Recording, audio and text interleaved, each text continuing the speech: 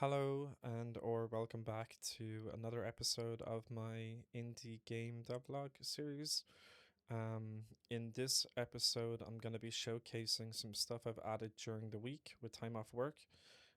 Effectively, what I've done is I've added a battle system. I've added an NPC to the noodle shop owner, and I've also gone ahead and began to introduce District 1 outside the noodle shop. So, yeah, let's jump into that and I can showcase what I've added so far. So we'll go ahead and run the game. So, previously, we've had this apartment as usual, or I suppose as always. And then we've had the dialogue pop up, which is I could really use some sleep right now for the bed. We still haven't really added anything else to this room just because I wanted to explore further into, we'll say, Act 1 of the game. But I wanted more stuff to be added to it. Then we have this guy who is Kenji Mori. He's the noodle shop owner. He's the guy that basically charges Kaz rent for the apartment upstairs. And he's also a guy that kind of looks out for him but kind of keeps to himself as well. So this is the dialogue I've added once you come into the noodle shop from the first time from the apartment, which is, "Hey kid, you look like you haven't eaten in 3 days." Kaz says, "I'm fine." He says, "Come over here anyway, I want to talk to you." So then when you go over and interact with him, I've put in a menu for "Hey kid," and then it pops up with about the noodles, about the district, about the rent, about you, meaning him, and then "Can you teach me how to fight?" So just to show what I built for each of these options, I have what's actually in the broth. It's a family recipe. Maybe I'll show you how to make it someday, or show you how to make it. About the district, this place used to be different, didn't it? Used to be something, this street, corps are buying everything up. Give it a year before it's all glass towers and corporate logos. The rent, about the rent, can I get a few more days? I can give you until Friday, Kaz. You're lucky I like you. About you, how long have you been running this place? It's been passed down from generation to generation. This place is older than some of the trees outside. And then what I've implemented for the battle system, which we'll see here once I press E, is I'm putting a timing bar because the game itself will be turn-based combat, but I don't want it to be, I suppose, loading screens of attack, wait for them to attack, you attack, wait for them to attack. So I wanted it to be like active turn-based combat. So what I've implemented, and I'll click into this and we'll see, is a timing bar for extra damage and then the chance to either block or counter attack. So let's take a look. Hi, you're serious? Alright, kid, let's see what you got. So it's press up and down to pick your move, press E to do it. Jab is fast but weak, cross is your bread and butter, hooks hit harder but slow, haymaker misses, I hit back for free.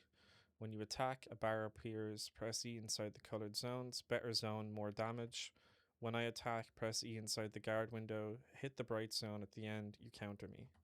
Miss the window, you eat it. Come on. So the jab, I'll just show, I suppose, just for this instance, I'll show each of the timing bars for how quickly it moves depending on the attack. So for jab, it's this slow. So you can see the colored zones. And then when he's attacking, here's the counter chances. And then for cross, a little bit faster for more damage. And then again, the chance to counter attack or block.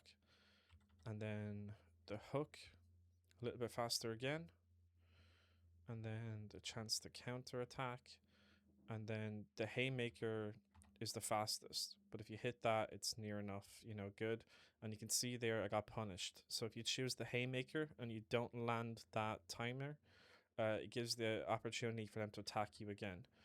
So even we'll just show the haymaker here. So if I do this and I press E, it's 27 damage, near enough kills him. But then I'll just show the counter attack here as well.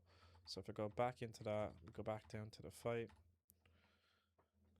Just to show what the counter attack looks like. So we'll just skip this for now.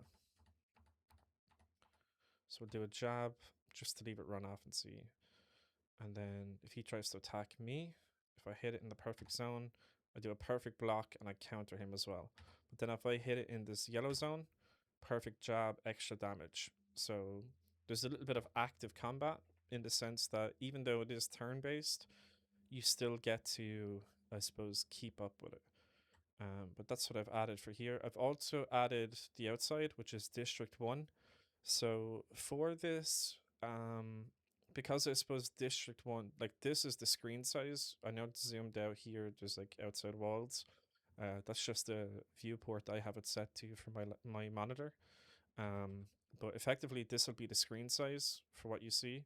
So it's the same as Kaz's apartment. So it's like this is the ground floor, Kaz's apartment is the first floor up. For District 1, and I'll show this again, I suppose, on the outside, it will be a lot bigger. But just for these assets, just because I didn't have time during the week to necessarily jump in and start drawing all of these, I went on to itch.io and I found a asset pack that I really like the look of. Now the buildings won't look like this, but this is just a little bit of flavor, I suppose, to see how big District 1 is going to be. And this is just running from the left boundary to the right boundary and vice versa, just to see how big it's going to be on screen. Just because there'll be plenty of exploration in District 1 alone, just to give a kind of an insight to that. And then again, this is only going left to right. We can jump in and show where my 2D. So like that was going left to right. This will be the actual size of District 1. So as you can see, it'll be a lot bigger with plenty of stuff to explore and side quests or missions and that kind of stuff. But yeah, that's kind of what I wanted to showcase in this video so far. And yeah, I'll unfortunately don't have much time at the moment with work. I had a few days off earlier in the week, so I thought I'd jump into it. But I will try to have another video uploaded maybe sooner than next Friday. Um, Maybe two videos next week. One just of the stuff that I can try to get done, and then on Friday I'll post another video as normal, or maybe it'll just be two on Friday. But yeah, that's what I have so far. I hope it starts to look more like a game and it's slowly coming together. There's still a lot of stuff in here that I need to kind of figure out how to do. And then there's also about trying to stay within scope. I suppose another thing as well is just for the battle system itself, it won't necessarily be um, like to portraits and damage like that.